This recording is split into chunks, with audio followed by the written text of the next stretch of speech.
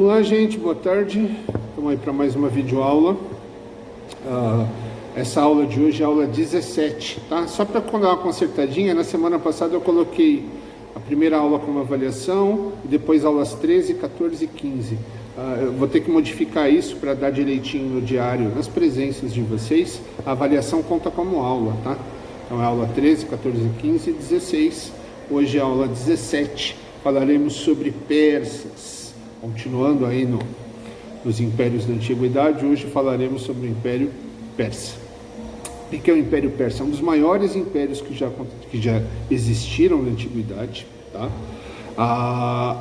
Os persas são um povo que eles vão ocupar uma região. Eu vou colocar aqui um mapa para vocês verem, que ela fica aqui um pouquinho ao lado da Mesopotâmia, um pouco fora da região da Mesopotâmia, um pouco afastado dos rios e tudo, tá? Então, esses persas eram um povo mais ligado à questão do pastoreio, um povo guerreiro, que durante a antiguidade vai se reunir, se estabelecer, e sob o governo do imperador Ciro vai começar a dominar toda essa região aqui da Mesopotâmia e todas as regiões vizinhas, tá? Construindo um império gigantesco, um império persa, tá certo?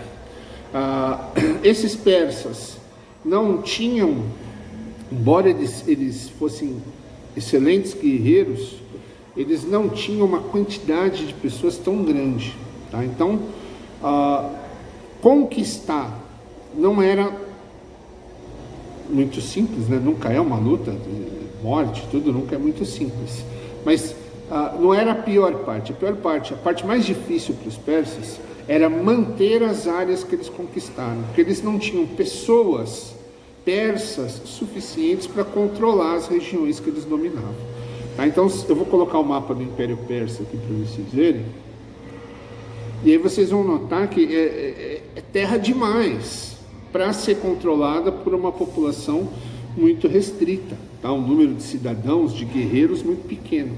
Então os persas eles desenvolveram um sistema de domínio um pouco diferente, tá? Eles inovaram nessa área do império, da construção de impérios. O que eles fizeram?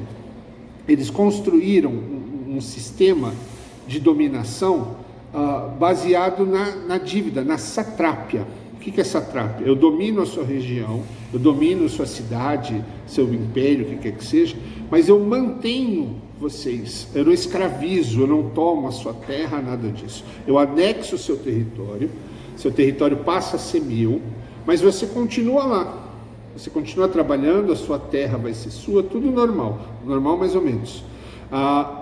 O que vai mudar? Você vai ter que passar a seguir as minhas orientações, sob o risco de eu voltar com o meu exército e dominar de novo, e aí sim te punir. E você vai me pagar impostos, você vai me pagar parte da sua produção, você vai ter sempre que me sustentar o império, tá certo? É horrível ser dominado, perder é sempre terrível para quem é dominado, mas é muito diferente do que acontecia em outros impérios anteriores e posteriores, impérios onde quem dominava a terra escravizava o povo dominado, tomava aquela terra e tudo mais. No governo persa, óbvio que as mortes aconteceram e tudo mais, mas o sistema imperial dele estava baseado nessa ligação pela dívida. Então as áreas dominadas, as áreas que eles tomavam, os povos permaneciam livres, permaneciam cuidando de suas terras e passavam a obedecer às orientações dos persas e a pagar impostos aos persas. Como se eles pagassem um aluguel sobre a terra que antes era deles, que era horrível. Você pagar um aluguel sobre uma terra, não é aluguel o nome, tá, gente? Mas só para vocês entenderem mais fácil. Você pagar um aluguel sobre a terra que antes era sua é horrível, mas era muito pior se a pessoa te expulsasse, te matasse e tomasse a terra para ela, tá certo? Então os persas eles criaram esse modelo de dominação, tá? Então isso é satrápia. Certo? Isso fez com que possibilitou, fora isso, todos os soldados das terras dominadas passavam a obedecer o imperador persa. Então, rapidamente, o exército persa passou a ser gigantesco, o maior exército que existia naquela época, que possibilitou que eles tomassem cada vez mais terras, e que quanto mais terras tomavam, maior o número de soldados que eles iam anexando. Só que esse exército não era um corpo igual, você não tinha um exército de persas, você tinha um exército formado por milhares e milhares e milhares de soldados das nacionalidades e descendências mais diferentes, porque todos aqueles dominados acabavam tendo que, quando eram requisitados pelo imperador persa, eles tinham que ir lá e lutar pelo imperador persa. Então o império persa, o exército imperial dos persas era uma coxa de retalho, tinha de tudo, de todos os povos que habitavam aquela região e que eram dominados pelos persas, tá? Mas isso construiu um império gigantesco que conseguiu invadir todas as regiões, tomar e controlar por muito tempo todas essas regiões, tá certo?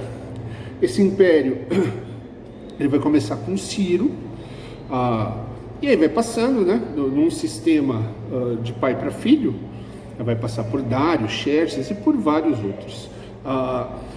Esse império persa, os persas em si, você vai ver muito deles, assim, vai conhecer, se tornaram mais famosos. Por muito tempo eles foram esquecidos, não pela história, mas esquecidos por todo o resto, tá? Nos livros e tudo mais. Eles passaram a ser mais lembrados de uns anos para cá, quando foi feito um filme, esses filmes de Hollywood, filme famosão, chamado 300, tá? Que na realidade era uma revista em quadrinhos, que depois foi adaptado e virou filme. Agora acho que tem mais de um até, acho que 301, 302, uma coisa assim, que conta uma das passagens do Império Persa. O Império Persa, já no seu auge, já quando estava dominando tudo, o Império Persa ele decide invadir a Grécia, tá? A Grécia, que a gente vai falar disso, é o próximo assunto. A Grécia, que era um território europeu formado por várias cidades, todas elas com povos de uma mesma origem, mas todas elas com cidades independentes, tá certo? E os persas decidem que estavam crescendo, os gregos estavam começando a crescer, a se tornarem fortes, mas é uma área pequena, uma população muito pequena ainda, de guerreiros. Os gregos sempre foram grandes guerreiros, mas era um lugar muito isolado. Os persas decidem invadir aquela área, tanto pelas riquezas que tem ali, para dominar os gregos, fazer os gregos também passarem a ser seus devedores, pagar impostos, como também para evitar que esses gregos crescessem e se tornassem um império para rivalizar com os próprios persas. Então os persas montam um exército gigantesco, invadem a Grécia e vão negociar com todas as cidades gregas esse sistema deles se renderem e começar a pagar impostos para os persas, todos. E os gregos se negam, uma cidade atrás da outra vai se negando, os gregos não aceitam esse sistema, e aí os persas decidem invadir, sobre o comando do imperador Xerxes. Tá? Quem já viu esse filme vai ter mais ou menos uma ideia. O filme é ficção, tá? É óbvio que ali as coisas são transformadas e tudo mais, mas a história basicamente aconteceu. E aí uma das cidades gregas, que é Esparta, uma das cidades de grandes guerreiros, os maiores, na época considerado dos melhores guerreiros de todos, vai lutar contra os persas. Um exército gigantesco dos persas, gigantesco, milhares e milhares de soldados, vão ser enfrentados por uma quantidade pequenininha. No filme são 300, esse número não é o número verdadeiro, mas não foge muito da verdade, tá? Então você vai ter algumas centenas de soldados de Esparta, sozinhos, lutando contra milhares e milhares de soldados super equipados da Pérsia, tá? E esses soldados gregos vão ter, assim, sucesso por muito tempo, vão invadir, vão impedir a invasão, que vai criar uma história de heróis e tudo mais, que acabou virando filme e trouxe os persas, que estavam esquecidos, de volta à mídia. Então as pessoas voltaram a ouvir sobre os persas, a estudar sobre os persas, colocando os persas no filme como os vilões, né? Mas não são vilões, eles faziam o mesmo que os outros povos da região também faziam. Conquistavam cidades vizinhas para progredirem. Tá? Os egípcios, tão queridos pelas pirâmides e por tudo que fizeram, que as pessoas adoram tanto, faziam a mesma coisa. Os chineses faziam, os gregos iam fazer, os romanos. Todos os povos da região tinham essa ótica de expandir o território. É uma sociedade que não tem fábrica, não tem indústria, não tem nada disso. Então eles sobrevivem basicamente da plantação e da criação de animais. E aí, quanto mais terras você tiver, mais produção você vai ter, mais poderoso você é. Essa era a ideia que mantinha a mentalidade daquela época entre todos os povos. Tá? Os persas não fugiram essa realidade, criando um império gigantesco. Tá? Só foi ser superado depois pelos gregos e pelos romanos. Tá certo? Então, os persas são povos daquela época, com uma mentalidade que cabia àquela época. Eles não eram maus nem bons, eles serviam, faziam aquilo que naquela época se entendia que era o correto a se fazer. Tá certo? Nos filmes eles são colocados como vilão, muito por preconceito também, porque eles ocupam aquela região do Oriente Médio e vão lutar contra os gregos, europeus, e aí acaba se criando essa coisa deles como invasores. Mas depois os gregos vão invadir a área deles e todos os povos faziam isso. Então não dá para criar essa mentalidade de bom e mal, o bonzinho e o ruinzinho, não tem isso, tá certo? Esses persas, eles eram guarda esse nome, porque esse nome é difícil, até eu vou me enrolar para falar aqui. Zoroastrismo. Naquela época muitos povos, quase todos os povos eram politeístas, à exceção dos hebreus, que a gente já falou, que vão seguir ali o judaísmo, né, que vai dar origem aos judeus hoje. Essas religiões todas, elas têm como base essa religião dos persas. Tá? Foi uma das primeiras religiões fundadas com a ideia de um monoteísmo, um dualismo na realidade. O que é dualismo? É você ter o lado do bem e do mal. Tá? Você tem dois lados. Tá? A nossa religião, a religião cristã, ela está muito amparada nisso também. O lado do bom, Deus, a luz, e o lado das trevas, do demônio.